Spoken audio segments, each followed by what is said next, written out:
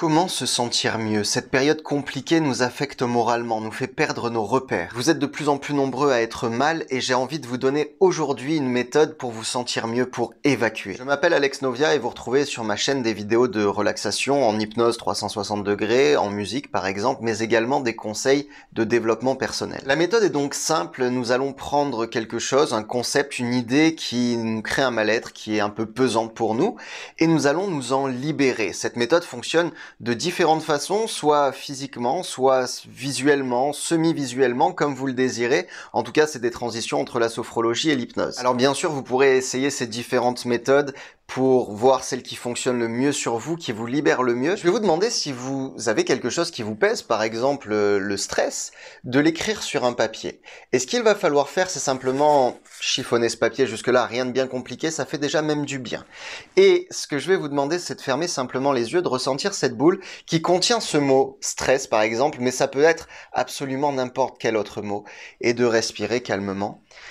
Et quand vous désirez vous en libérer, au moment où vous désirez, où vous sentirez que vous n'en avez plus envie, plus besoin, vous prendrez simplement ce papier et vous ferez dans chaque exercice attention à l'environnement qui est autour de vous, parce que il faut pas mettre un coup dans un mur ou dans quelque chose comme ça, mais simplement vous allez prendre ce papier et le jeter.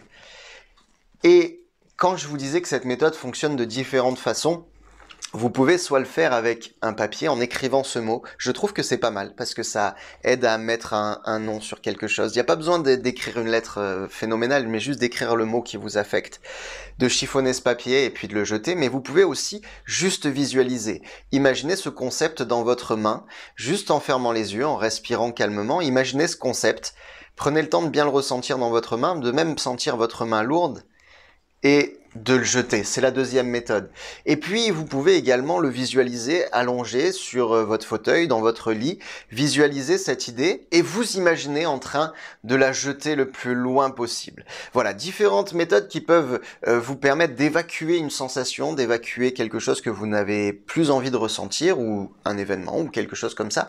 Et différentes façons de l'appliquer, soit physiquement, si vous en avez la place et si vous en avez le moyen, soit si vous voulez économiser le papier, vous pouvez juste le visualiser dans votre main, et si vous en avez également envie, vous pouvez juste vous allonger et vous imaginez vous en train de jeter cette idée, ce concept dont vous n'avez plus envie de ressentir les sensations désagréables. Je vais vous inviter à me dire en commentaire si vous avez essayé cette méthode et si elle vous libère. Bien sûr, c'est pas miraculeux, mais ça apporte quand même une petite légèreté, les épaules se redressent en général, on se sent un petit peu moins affecté.